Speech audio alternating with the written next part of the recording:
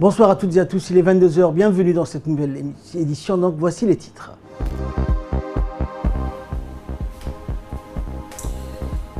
Quatrième réunion sectorielle avec les représentants du secteur du bâtiment, une réunion organisée par le ministère du Travail.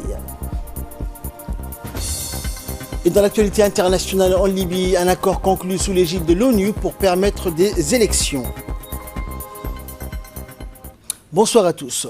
Le président de la République, Ismaël Omar Guelleh, a salué la mémoire de l'ancien ministre djiboutien Ahmed Guirri Waberi. Le président de la République, donc Ismaël Omar Guelleh, a rendu un vibrant hommage à la mémoire de feu Ahmed Guirri Waberi, ancien ministre et personnalité très connue et très appréciée par ses compatriotes. Dans son hommage posthume, le chef de l'État a salué la mémoire d'un patriote invétéré qui mit son énergie au service de l'administration publique.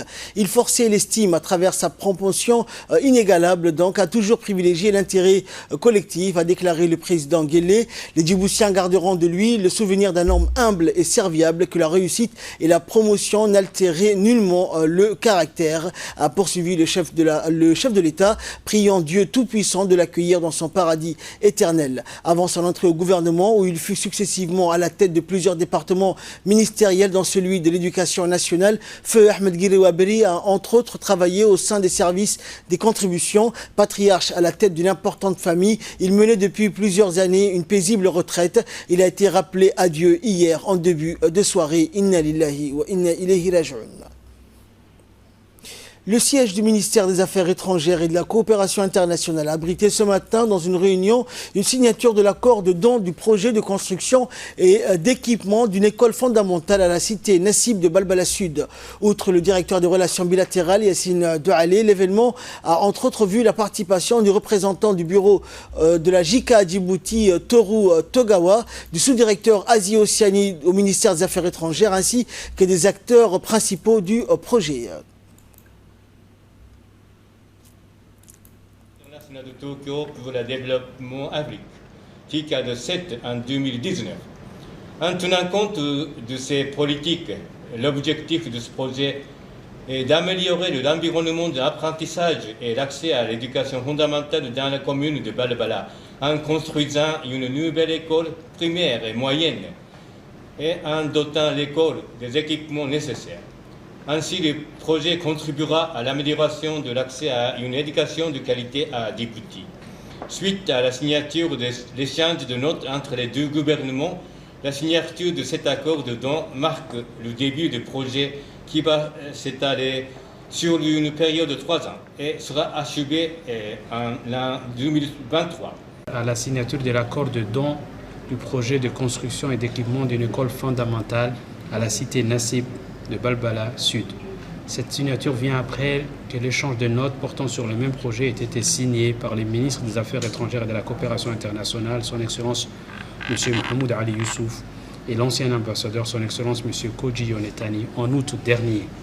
Cet important projet, réunissant en son sein à la fois une école primaire et un collège, comprendra aussi bien la construction que l'équipement des salles de classe et des salles administratives, avec un coût total de 3 510 601 456 francs Djibouti. Ce complexe est censé accueillir un nombre d'élèves estimé à environ 2500.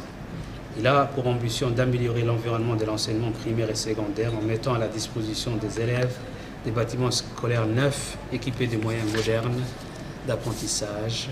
De plus, ce projet s'intègre parfaitement à la politique du gouvernement pour le droit au logement initié par le président de la République, son Excellence M. Ismaël Omar Guelleh, et dotera ainsi la nouvelle cité Nassib d'infrastructures de base essentielles à la vie de ses habitants. Toujours nouvelle du pays, le ministère du Travail chargé de la réforme de l'administration a organisé la 4e réunion sectorielle avec les représentants du secteur du bâtiment au cours du quotidien déjeuner de travail toujours au Djibouti Palace Kempinski hier.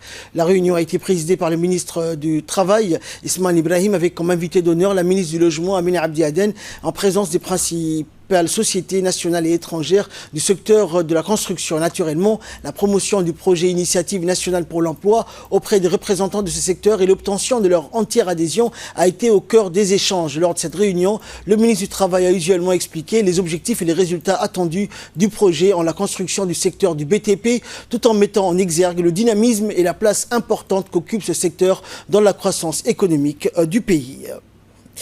L'international camerounais Alexandre Song est arrivé hier après-midi donc à Djibouti. Et pour cause, Alexandre Song donc, est engagé par le club de football, l'association sportive Arta Solar 7 pour 2 ans.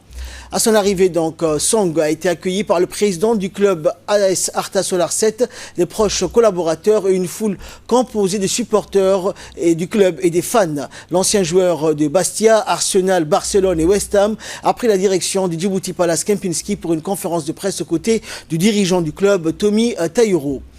Et lors d'une conférence de presse au Kempinski, le président du club, Tommy Tayoro, s'est réjoui donc de la signature du milieu camerounais qui va sans doute, a-t-il dit, rehausser et promouvoir le niveau de football djiboutien. Et quant au milieu de terrain camerounais, il a expliqué l'objectif de sa signature pour le club et le choix d'évoluer dans un club comme AS Solar 7. On l'écoute.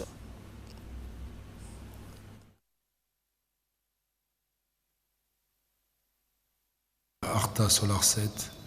On est très fiers de ça aujourd'hui. C'est quelqu'un qui a gagné beaucoup de trophées en Europe. Ça a été notre fierté en Europe en tant qu'Africain. Il a joué dans les plus grands clubs. Bon, vous le savez tous, hein, mieux que moi. Hein. Il a joué à Barcelone, Arsenal, West Ham, de très grands clubs européens.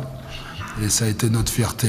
Moi-même, j'étais très fier de le regarder jouer à la télé. Et j'aurais jamais imaginé aujourd'hui que il allait jouer pour Arta Solar 7 ou une équipe africaine. Vous savez, le projet dans la vie, c'est pas que l'argent qui compte. Moi aujourd'hui, je suis à l'abri du besoin. Je dis Dieu merci. Mais vous savez, le football m'a tellement donné que je dois donner un retour. Le projet que le président m'a donné, je vous dis franchement,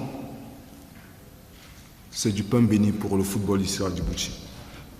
Je vous dis honnêtement. Parce que vous savez, je disais quand j'étais gamin, l'équipe nationale du Cameroun, ils étaient dans un bus et moi j'étais en bas, je courais tout le temps derrière le bus des pouvoirs des joueurs.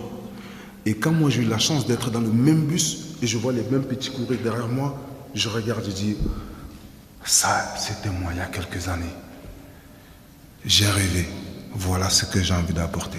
Parce que je sais qu'à Djibouti ici, il y a tellement de talent. Il y a beaucoup de choses à faire. À travers moi, ils peuvent rêver et réussir dans la vie. Voilà, moi je suis venu transmettre. C'est ce que je suis venu faire. Et j'ai dit, vous avez la chance d'avoir un monsieur comme ça. J'ai dit, franchement, bravo. Bravo. Parce que si on me disait il y a quelques années que je devais croiser une personne comme ça avec cette vision du football pour l'Afrique, parce que vous savez, dans la vie, nous sommes nés pauvres. Et le football fait rêver. Grâce au football, on devient grand. Et aujourd'hui, ces petits garçons, je les ai vus à l'aéroport, mais les yeux brillaient. Moi aussi, c'est la même chose il y a quelques années. Mes yeux brillaient quand je voyais. Voilà ce que je suis venu faire. Mon travail, c'est ça. Et la conférence de presse s'est poursuivie donc avec la séance des questions posées donc par les journalistes de la presse écrite et audiovisuelle. Regardez. Vous nous avez surpris avec Alexandre Song. Quel autre joueur qu'on peut s'attendre de vous? Quand on a confiance en soi, on est capable de beaucoup de choses. Aujourd'hui, cette main tendue, Alexandre nous l'a tendue. Donc, il est là lui-même déjà. C'est déjà quelque chose de très costaud. Et je peux vous rassurer, à l'heure d'aujourd'hui, j'ai peur de rien vraiment. Donc, c'est parti, hein. On ne sait pas ce que ça va nous ramener, mais Alexandre est venu aujourd'hui. J'ai pas peur d'amener les plus grands ici aujourd'hui à Djibouti. Dans une interview accordée l'année dernière à un confrère britannique, vous avez confié que le joueur africain évoluant à l'extérieur du continent se devait de promouvoir à leur manière à l'épanouissement du football africain. Votre arrivée à Djibouti répond-elle à cet objectif? Je pense qu'en tant qu'ambassadeur de l'Afrique aujourd'hui, nous devons promouvoir le football africain. Et ça, c'est logique, hein, c'est légitime. Vous savez, j'ai dit, nous faisons rêver des gamins. Et grâce à ce qu'on produit sur le terrain, nous faisons rêver le continent. Vous voyez, aujourd'hui, on voit Sadio Mané, ce qu'il fait à Liverpool aujourd'hui. Si on va dans la rue aujourd'hui, on verra beaucoup d'enfants aujourd'hui qui veulent être Sadio Mané. Et notre devoir, c'est de pouvoir les faire rêver, puisque nous avons rêvé il y a quelques années. Leur donner cette envie de croire à se dire qu'on vient des quartiers difficiles, on vient des pays pauvres, mais nous pouvons y arriver. C'est ça le message qu'il faut faire passer. Qu'est-ce qu'a pu vous dire le président d'Arta Solar? Quels ont été ses arguments pour convaincre de signer à Djibouti? Merci. Non, les mots. Quel genre de mots qu'il a employé? Moi, je suis là pour transmettre. Comme le président m'a montré un projet qui était un projet pour transmettre, parce que lui veut transmettre. Et comme moi, je suis dans la voie, je ressens ça, de transmettre. C'est pour ça qu'il m'a convaincu. Il m'a dit, ok, je te donne les 2 ans, nous allons travailler ensemble pour pouvoir promouvoir le football ici aujourd'hui. Et c'est pour ça que je dis, ce n'est pas seulement pour son club, c'est pour tout le pays. Parce qu'en passant tout à l'heure, moi je ne savais même pas, c'est la première fois que je viens ici. J'ai vu trop de gamins jouer dans la rue, comme si je jouais au football. Et vous savez ce qu'il m'a dit? Il m'a dit, on va trouver des jours où on doit partir rencontrer ces petits dans la rue, essayer de jouer avec eux. C'est ça, voilà la beauté de la chose. Ce n'est pas tous les présidents qui le font. J'ai dit, on passait, il m'a dit, la prochaine fois on va trouver les moyens, comment aller rencontrer ce jeune, tu passeras le temps de jouer avec eux. Il m'a touché encore plus.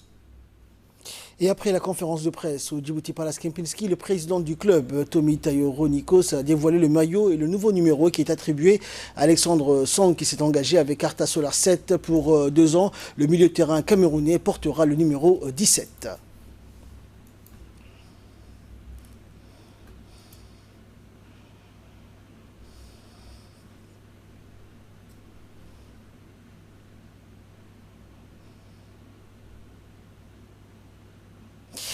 Toujours en nouvelles du pays, une forte délégation de la Commission nationale des droits de l'homme, la CNDH, conduite par son président Seleban Amaroudine, s'est rendue successivement hier au poste de police du 1er arrondissement de Djibouti-Ville et à la brigade nord de la gendarmerie nationale. Ces visites régulières des lieux de détention, conformément aux dispositions des articles de la loi, ont pour but de s'informer des conditions de détention, d'évaluer le niveau de respect des droits de l'homme et d'apprécier les moyens mis en œuvre. Le président de la commission était accompagné d'une forte délégation composée de commissaires et de cadres de la CNDH.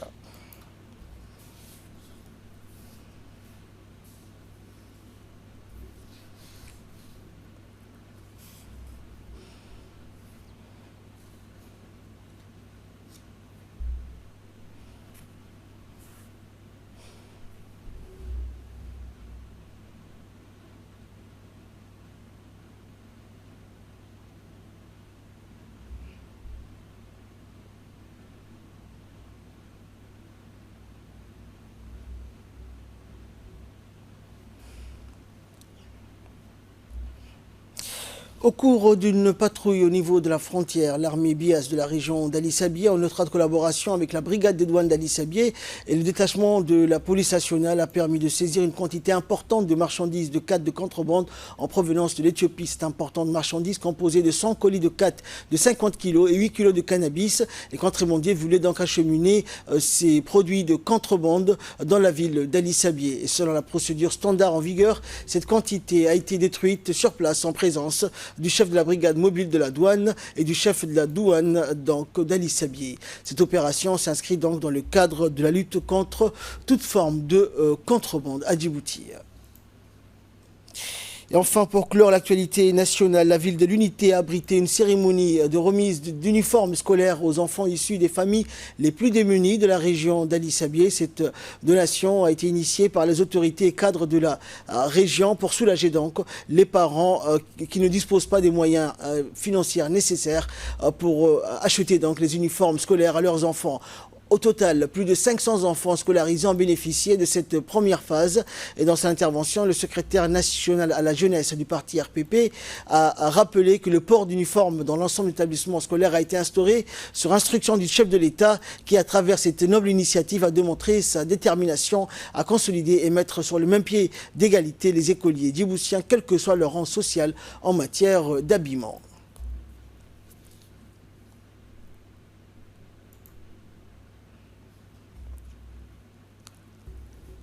nous recevons dans l'enceinte de l'inspection du service régional de l'éducation un don précieux qui émane de notre ami et collègue aussi qui a été dans l'éducation, secrétaire national à la jeunesse, membre du bureau politique aussi.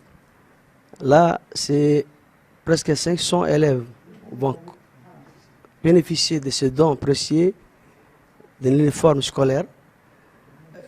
La dotation de ce uniforme vient au moment opportun et à ce titre, nous remercions tous ceux qui ont contribué de près ou de loin, en particulier les conseils régionaux, la préfecture et en premier lieu Mahad Hussein Ahmed, qui est secrétaire national à la jeunesse et à l'emploi du parti politique RPP. Là, nous sommes au nom des parents d'élèves, des directeurs d'école et même en mon nom personnel en tant que responsable de la région. Je vous dis merci et bravo à tous ceux qui ont contribué. Merci.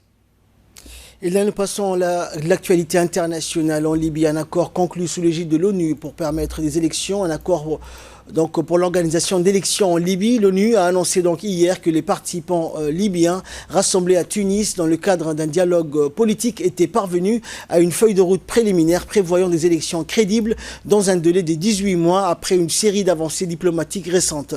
Depuis lundi donc, 75 représentants libyens sont réunis à Tunis sous l'égide des Nations Unies dans l'objectif de sortir la Libye des conflits dans lesquels elle a sombré après la chute du régime de Mouammar Kadhafi en 2011. Ces délégués sont parvenus à une feuille de route préliminaire pour mettre fin à la période de transition et organiser des élections présidentielles et parlementaires libres, justes, inclusives et crédibles, a déclaré l'émissaire par intérim de l'ONU en Libye, Stephanie Williams.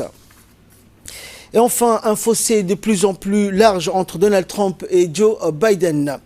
C'était sa première apparition publique. Donc, depuis l'élection présidentielle, Donald Trump a passé 10 minutes à honorer les vétérans américains de la Première Guerre mondiale au cimetière d'Arlington. Mais surtout, il continue de contester le verdict des urnes 8 jours après le scrutin, évidemment, sur Twitter. Pour l'instant, le comptage de voix ou le recomptage continue dans plusieurs États. Des procédures judiciaires sont en cours et Donald Trump n'a pas donné l'ordre de lancer la transition à l'administration des services généraux. L'équipe de Biden est donc privée d'accès aux dossiers de financement et même de bureaux à Washington. Jusqu'à présent, la majorité des sénateurs républicains n'ont d'ailleurs pas encore félicité Joe Biden. La plupart semblent attendre un signe du président qui, selon certaines informations, réfléchit à ses options, y compris à se représenter en 2024. C'est la fin de ce journal. Merci pour votre très aimable attention et excellente soirée sur Télé Djibouti.